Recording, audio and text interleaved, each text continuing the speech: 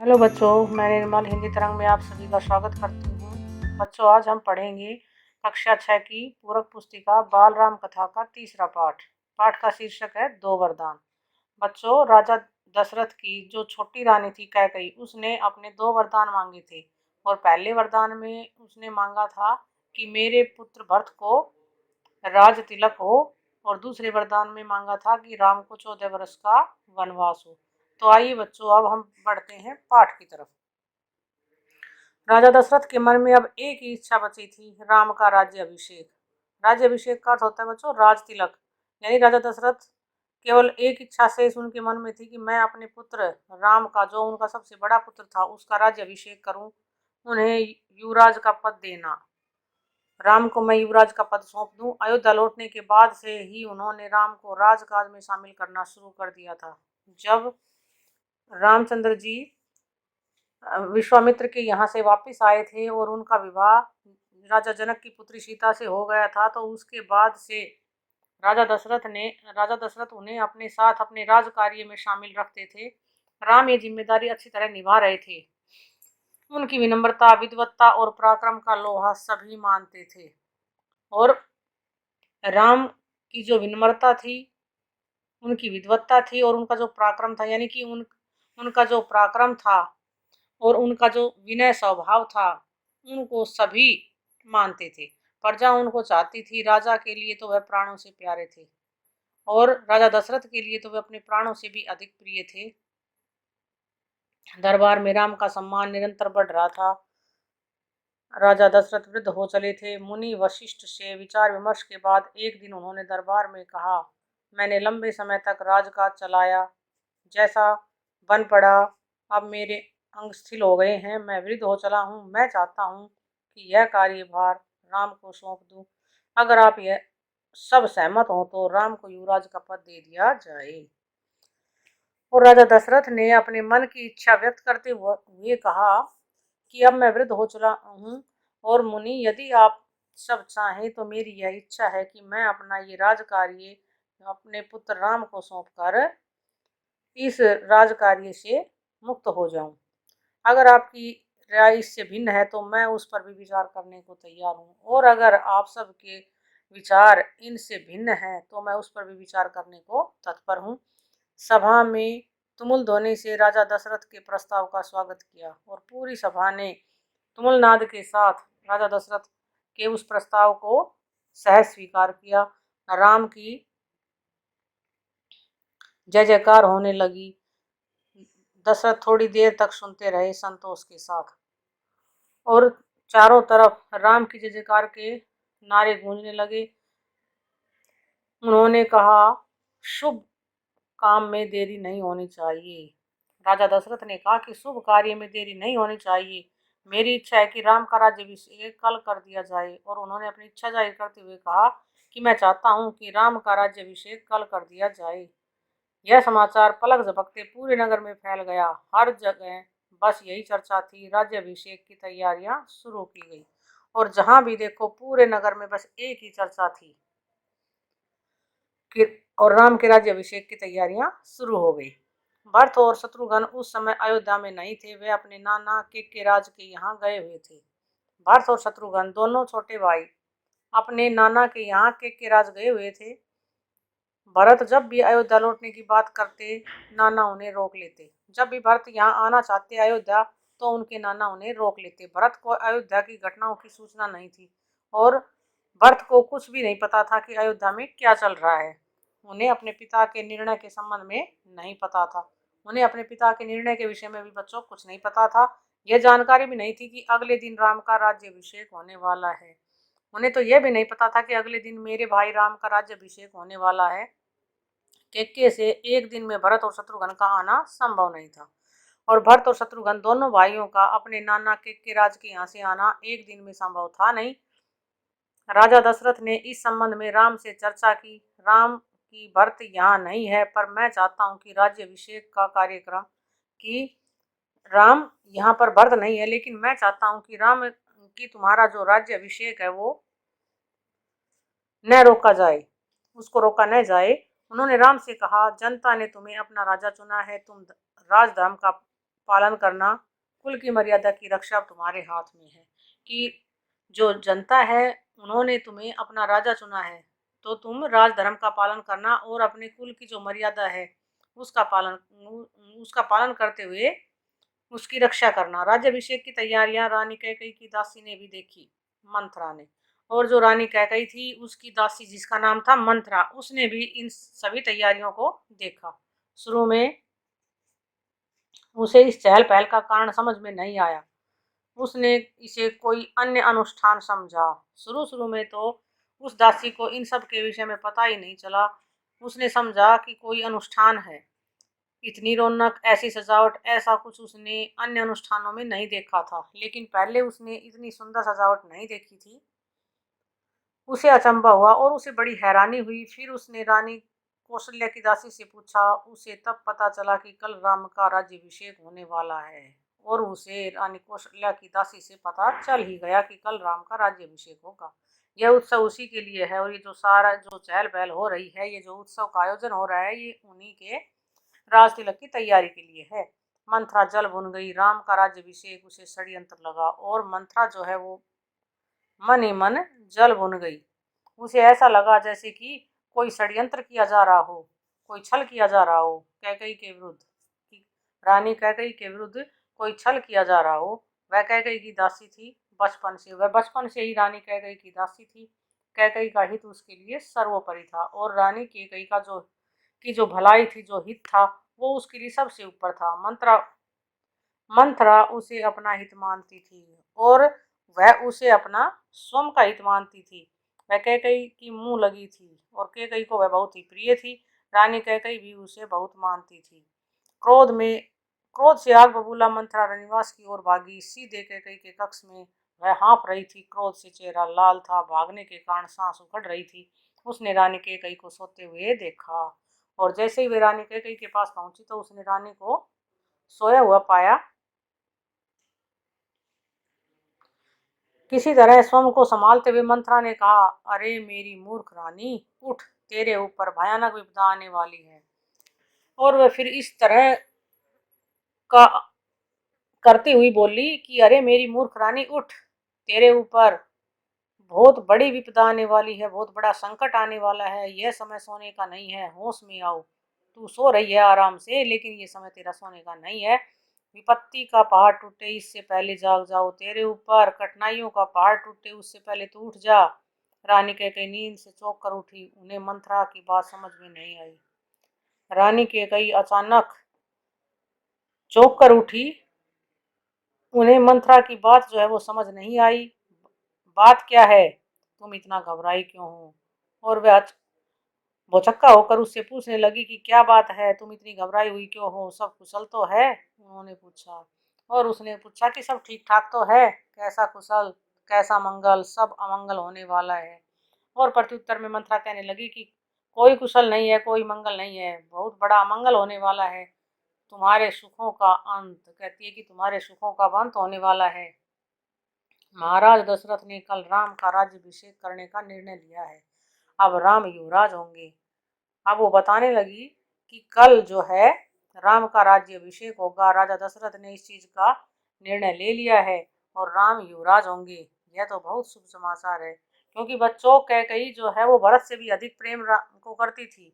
इसलिए वो कहती है कि तो बड़ा ही अच्छा समाचार है। कैकई ने प्रसन्नता से अपने गले का हार उतार कर मंथरा को दे दिया और उसने अपने गले का हार जो है वो इनाम स्वरूप, कि उसने मुझे बहुत अच्छी बात बताई है, इसलिए अपनी दासी कैकई को, अपनी दासी के रानी कैकई ने अपनी दासी मंथरा को दे दिया। मैं बहुत प्रसन्न हूँ। राम युवराज पद के लिए हर तरह से योग्य है। और कहती है कि मैं बड़ी खुश हूँ, क्योंकि जो राम है वह हर प्रकार से युवराज के पद के लिए योग्य हैं। रानी तुम्हारी बुद्धि फिर गई है, मति मारी गई है। सवाल राम की योग्यता का नहीं, राजा दशरथ के षड्यंत्र का है, तुम्हारे अधिकार छीनने का है। अब मंथरा कहती है कि रानी तुम्हारी तो बुद्धि भ्रष्ट हो गई है। बात राम की योग्यता क्या नहीं है, सवाल सवाल है राजा दशरथ के षड्यंत्र का। अब वो उसे इस तरह से उसके कान भरने लगी। किसके बच्चों? रानी कैकई के। मंथरा ने हार दूर फेंकते हुए कहा। हार को उसने, जो इनाम स्वरूप रानी कैकई ने उसे हार दिया था, उसे उसने दूर फेंक दिया। यह षड्यंत्र नहीं तो और क्या है। कल सुबह राज्याभिषेक है, भरत को जानबूझकर ननिहाल भेज दिया, समारोह के लिए बुलाया तक नहीं। और फिर कहने लगी कि यह षड्यंत्र नहीं तो और क्या है कि भरत यहाँ है भी नहीं, कल राज्याभिषेक है और इस समारोह के लिए उसे बुलाया तक नहीं। कैकेयी का स्वर उग्र हो गया। उन्होंने मंथरा को डांटते हुए कहा, राम के प्रति मेरा अगाध स्नेह है, वह मुझे माँ के समान मानते हैं। तुझे इसमें षड्यंत्र दिखाई देता है? इसमें षड्यंत्र नहीं है। राम के बाद भरत ही राजा बनेगा। राज सर्वदा ज्येष्ठ पुत्र को ही मिलता है। अब वो उसकी सभी बातों को अनसुना करते हुए कहती है कि इसमें षड्यंत्र की कोई बात नहीं है और राम के बाद मेरा भरत ही जो है वो राजा बनेगा और परंपरा के अनुसार बड़ा पुत्र है वही राजा युवराज बनता है और उसके बाद छोटा। मंथरा पर इस फटकार का कोई प्रभाव नहीं हुआ, लेकिन बच्चों, मंथरा ने हार नहीं मानी। वह लगातार अपने प्रयास में जुटी रही। उसने इस उसके ऊपर रानी कैकेयी की इस फटकार का कोई असर नहीं हुआ, इस डांट का। उसके लिए यह दशरथ का षड्यंत्र था। बस उसके मन में तो एक ही बात थी कि राजा दशरथ ने षड्यंत्र किया है। वह रानी कैकेयी के पलंग पर बैठ गई, उनके बहुत निकट और बहुत पास जाकर के रानी कैकेयी के वह उसके पलंग पर बैठ गई। कैकेयी के चेहरे की ओर देखते हुए उसने कहा, तुम बहुत भोली हो, नादान हो, तुम्हें आसन्न संकट नहीं दिखता। आसन्न मन मतलब बच्चों पास आया। कहते तुम तो बहुत भोली हो, बहुत ही नादान हो, तुम्हें नजदीक आया संकट दिखाई नहीं दे रहा। दुख की जगह प्रसन्नता होती है, इस बुद्धि पर किसी को भी तरस आएगा। तुम्हें तो जहाँ दुख होना चाहिए वहां पर तुम खुश हो रही हो। तुम्हारी बुद्धि पर को देखेगा तो हर कोई इस पर तरस खाएगा। समझो रानी, राम राजा बने तो तुम कौशल्या की दासी बन जाओगी। अरे तुम समझो, अगर राम राजा बनेगा तो तुम कौशल्या की दासी हो जाओगी। भरत राम के दास हो जाएंगे, वह राजा नहीं बनेंगे। और तुम्हारा पुत्र जो भरत है वो भी भरत राम का दास हो जाएगा, वो कभी राजा नहीं बन पाएगा। राम के बाद अगला राजा राम का पुत्र होगा। अनर्थ को अर्थ समझने की मूर्खता मत करो। और कहती है कि राम के बाद भरत राजा नहीं बन के बल्कि राम का जो पुत्र होगा वही राजा बनेगा। इस अनर्थ को अर्थ समझने की भूल मत करो रानी। राम को राज मिला तो वे भरत को देश निकाला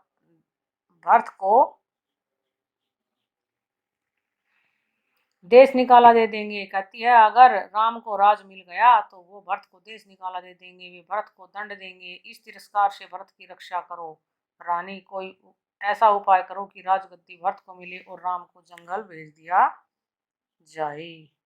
और कहती है कि कोई ऐसी युक्ति निकालो जिससे गद्दी जो है वो भरत को मिल जाए और राम को जंगल भेज दिया जाए।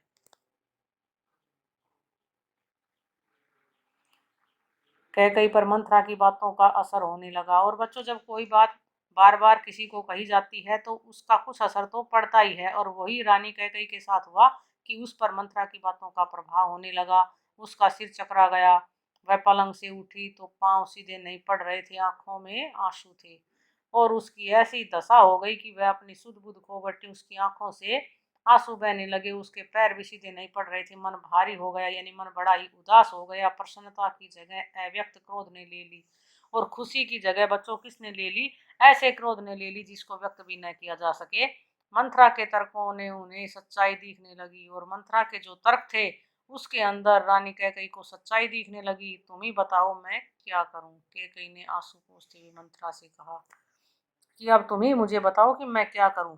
मंथरा पलंग से उठी, रानी के पास जाकर खड़ी हो गई।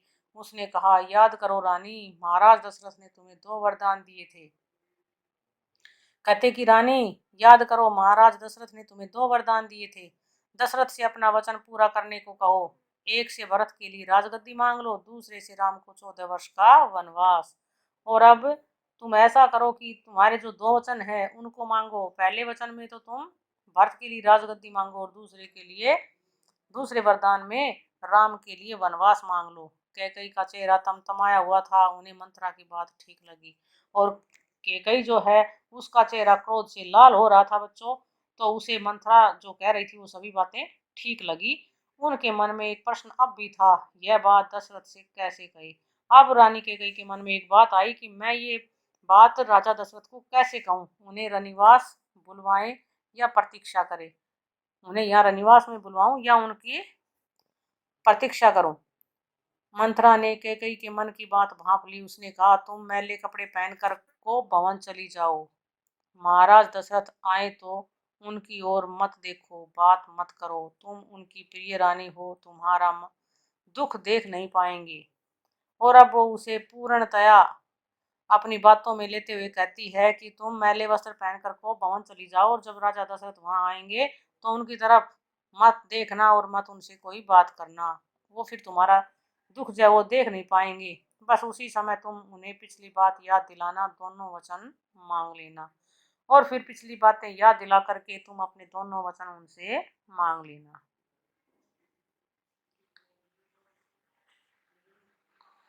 मैं ऐसा ही करूंगी, महाराज का षड्यंत्र सफल नहीं होने दूंगी। अब कैकई पर मंथरा की बातों का पूरा असर हो चुका था, तो कहती है कि हाँ, मैं ऐसा ही करूंगी और महाराज का षड्यंत्र जो है वो सफल नहीं होने दूंगी। मंथरा का लक्ष्य पूरा हो गया था। चलते चलते उसने रानी कैकई से कहा, राम के लिए 14 वर्ष से कम वनवास मत मांगना। भरत इतने समय में राज का संभाल लेंगे। जब तक राम लौटेंगे लोग उन्हें भूल चुके होंगे। अब जल्दी करो रानी, समय बहुत कम है। और कहती कि अब जल्दी करो, समय बहुत कम है। रानी कैकई को भवन चली गई। मंथरा रानीवास से निकल गई और रानी को भवन चली गई बच्चों, और मंथरा वहां से गायब हो गई। वो भी वहां से चली गई। दिन भर की गहमा गहमी के बाद महाराज दशरथ को रानियों की याद आई। तुरंत रानीवास की ओर चल पड़े उन्हें शुभ समाचार देने। सबसे पहले वे कैकई के कक्ष की ओर मुड़े। कैकई वहां नहीं थी। प्रतिहारी से पूछा, प्रतिहारी बच्चों जो वहां पर उनका जो द्वारपाल होता है ना, उनसे पूछा गया। पता चला कि वे को भवन में है। और उस द्वारपाल से पता चला कि रानी को भवन में है। दशरथ को चिंता हुई कि कई को भवन में, परंतु क्यों। और राजा दशरथ को ये सब सुनकर बड़ी चिंता हुई कि को भवन में, लेकिन क्यों। क्या इसलिए कि उन्हें अब तक सूचना नहीं मिली। मैं उसे अवश्य मना लूंगा। इसलिए गुस्सा हो गई कि उन्हें सूचना नहीं दी गई, लेकिन मैं उन्हें मना लूंगा। दशरथ ने सोचा। राजा दशरथ ऐसी बात अपने मन में सोच ही रहे थे। दशरथ को भवन का दृश्य देखकर हैरान हो गए। उन्हें कुछ समझ में नहीं आया। कई जमीन पर लेटी हुई थी, बाल बिखरे हुए, गहने कक्ष में बिखरे हुए कपड़े मैले। यानी उस कक्ष का की स्थिति देखकर जो है राजा दशरथ कुछ समझ ही नहीं पाए। तुम्हें क्या दुख है, क्या हुआ है तुम्हें, मुझे बताओ। तुम्हें किस प्रकार का क्या दुख है, तुम्हें क्या हुआ है, ये सब मुझे बताओ। अस्वस्थ हो, राजवैद्य को बुलाऊं। क्या तुम अस्वस्थ हो तो राजवैद्य को बुलाया जाए। दशरथ ने कई सवाल पूछे, कोई उत्तर नहीं मिला। राजा दशरथ उनसे कई सवाल पूछ चुके थे, लेकिन रानी ने कोई उत्तर नहीं दिया। केवल कैकई रोती रही, केवल कैकई रोती ही रही। तुम मेरी सबसे प्रिय रानी हो, मैं तुम्हें प्रसन्न देखना चाहता हूँ। और राजा दशरथ कहते हैं कि तुम मेरी सबसे प्रिय रानी हो, मैं तुम्हें प्रसन्न देखना चाहता हूँ। तुम्हारी खुशी के लिए मैं कुछ भी कर सकता हूँ, कुछ भी, धरती आसमान एक कर सकता हूँ। और कहता है कि मैं तुम्हारी खुशी के लिए कुछ भी कर सकता हूँ, यहाँ तक कि धरती और आसमान को एक कर सकता हूँ। दशरथ ने कैकई को मनाने का बहुत प्रयास किया, उत्तर उन्हें फिर भी नहीं मिला। बच्चों, राजा दशरथ ने अपनी तरफ से बहुत प्रयत्न किए, लेकिन रानी ने कोई उत्तर नहीं दिया। क्यों नहीं दिया बच्चों उत्तर? क्योंकि रानी के ऊपर मंथरा की बातों का असर था। दशरथ भी भूमि पर बैठ गए, विनती करते हुए। हाँ, मैं बीमार हूँ, कैकई ने कहा। मैं अपनी बीमारी के संबंध में आपको बताऊंगी, लेकिन पहले आप एक वचन दे, मैं जो मांगू उससे पूरा करेंगे। अब कहती है कि हाँ, मैं बीमार हूँ, लेकिन मैं अपनी बीमारी के विषय में तुम्हें जो बताऊंगी उसके लिए पहले आपको मुझे वचन देना होगा कि आप उसे पूरा करेंगे। राजा ने तत्काल हामी भर दी। कहा, मैं राम की सौगंध खाकर कहता हूँ, तुम्हारी हर इच्छा पूरी करूंगा। और उन्होंने उसी समय अपने पुत्र राम की सौगंध खाकर कहा कि जो तुम कहोगी मैं तुम्हारी वह इच्छा अवश्य पूरी करूंगा। महाराज दशरथ ने राम की सौगंध ली तो कैकई उठकर बैठ गई। और जैसे ही राजा दशरथ ने राम की सौगंध ली, बच्चों, राम की कसम खाई, तो उसी समय जो है वो कैकई उठकर बैठ गई। आप मुझे वे 2 वरदान दीजिए जिसका संकल्प आपने वर्षों पहले रणभूमि में लिया था। और कहती है कि आप मुझे वो वरदान दीजिए जो 2 वरदान आपने बहुत पहले, बहुत वर्षों पहले रणभूमि में यानी युद्ध भूमि में लिया था। महाराज दशरथ ने हामी भरी, कल सुबह राज्याभिषेक भरत का हो, राम का नहीं। और कहा कि जब महाराज दशरथ ने उन वचनों के लिए हाँ कर दी तो बच्चों फिर रानी ने कहा कि कल सुबह जो राज्याभिषेक होगा वह राम का नहीं भरत का होगा। कैकई ने कहा, दशरथ भौचक्क रह गए। और कैकई की ये बात सुनते ही राजा दशरथ हैरान रह गए। उन पर वज्रपात सा हुआ, ऐसा लगा जैसे उन पर दुखों का पहाड़ टूट पड़ा हो। थोड़ा रुक कर कैकई बोली, राम को 14 वर्ष का वनवास हो। और फिर कुछ रुकते हुए बोली कि राम को 14 वर्ष का वनवास हो।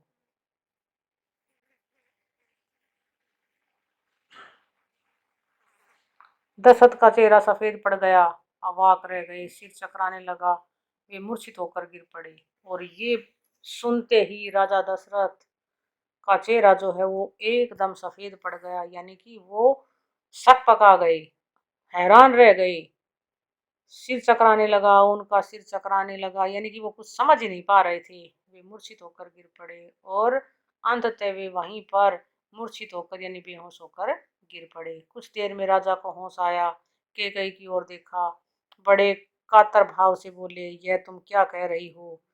और बड़े ही कातर स्वर में बोले कि तुम क्या कह रही हो? मुझे विश्वास नहीं होता कि मैंने सही सुना है, मुझे अपने कानों पर विश्वास नहीं हो रहा कि मैंने सही सुना है। कैकई अड़ी रही, दशरथ कैकई की मांग को अस्वीकार करते रहे, अनर्थ बताते रहे। तब कैकई ने अंतिम हथियार चलाया और महाराज दशरथ जो है उनकी बातों को अनर्थ बताते रहे, लेकिन फिर कैकई ने अपना अंतिम हथियार चलाया। अपने वचन से पीछे हटना रघुकुल का अनादर है, आप चाहे तो ऐसा कर सकते हैं।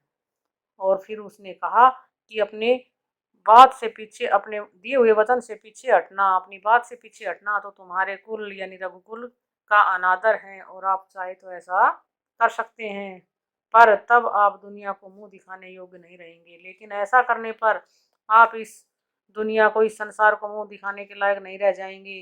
रही मेरी बात, आप वरदान नहीं देंगे तो मैं विष पीकर आत्महत्या कर लूंगी, यह कलंक आपके माथे होगा। और अगर आपने मेरी बात को पूरा नहीं किया, यानी मुझे मेरे जो ये वरदान है ये नहीं दिए, तो मैं जहर पीकर आत्महत्या कर लूंगी और यह कलंक आपके माथे होगा। राजा दशरथ ये सुन नहीं सके, दोबारा बेहोश हो गए। और ये सुनते ही राजा दशरथ पुनः बेहोश हो गए, रात भर बेसुध पड़े रहे। पूरी रात बच्चों राजा दशरथ वहीं रानी कैकई के कक्ष में बेसुध पड़े रहे।